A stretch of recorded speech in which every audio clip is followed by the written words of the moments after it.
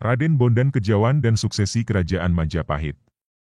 Seperti disebut dalam babat Tanah Jawi, Prabu Kertabumi atau Prabu Brawijaya V dari Majapahit memiliki banyak istri sehingga raja terakhir Majapahit itu juga mempunyai banyak anak. Perkawinan dengan istri dari negeri Campa yang satu, Dewi Murdaningrum lahir Raden Hasan atau Jian Boen atau Al-Fatah, Raden Fatah. Dari istri Ponorogo lahir Batara Katong dan Adipati Lowano.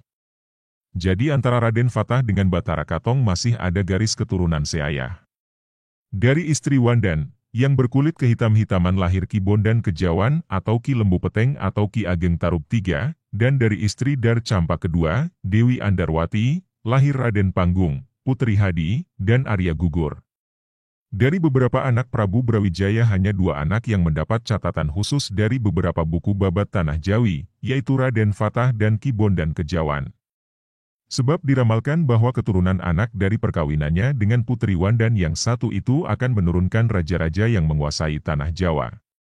Suksesi pemerintahan Majapahit periode 1468-1518 memasuki masa kehancuran. Fakta sejarah menganggap kerajaan Majapahit terakhir di bawah kekuasaan Prabu Kertabumi atau Brawijaya V. Adapun raja-raja Majapahit penerusnya berada pada era perebutan kekuasaan dan perang saudara. Jadi Brawijaya 6-7 merupakan suksesi Majapahit dengan wilayah yang sudah terpecah belah, saling memisahkan diri dan para keturunan raja-raja Majapahit saling mengklaim sebagai penerus Majapahit. Brawijaya 6-1478-1498 dengan Raja Girindrawardana putra Raja Singha Wikramawardana Brawijaya 7-1498-1518 dengan Raja Patih Udara.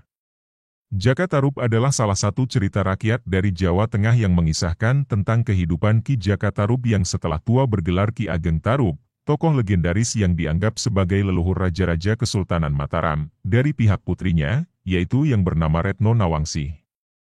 Suatu hari Jaka Tarub berangkat berburu di kawasan Gunung Keramat. Di gunung itu terdapat sebuah telaga tempat 7 bidadari mandi. Jaka Tarub mengambil selendang salah satu bidadari. Ketika 7 bidadari selesai mandi, 6 dari 7 bidadari tersebut kembali ke kahyangan.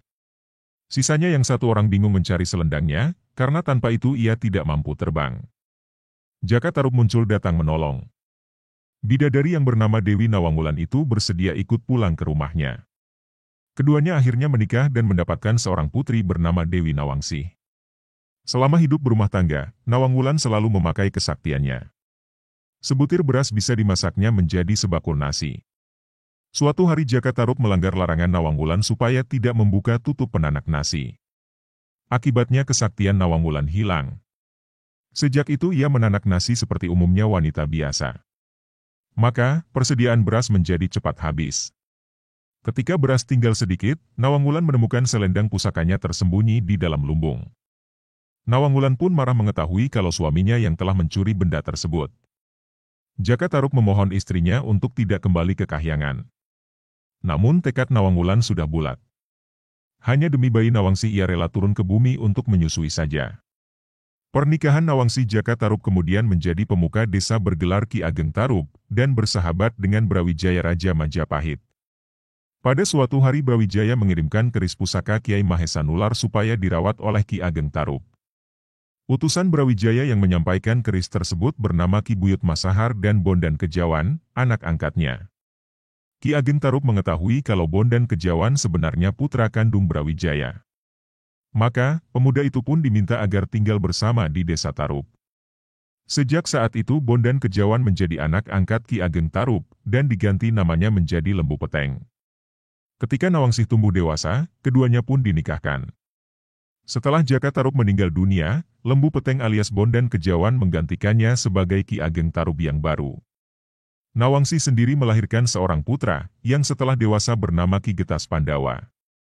Ki Ageng Getas Pandawa kemudian memiliki putra bergelar Ki Ageng Sela, yang merupakan kakek buyut Panembahan Senapati, pendiri Kesultanan Mataram.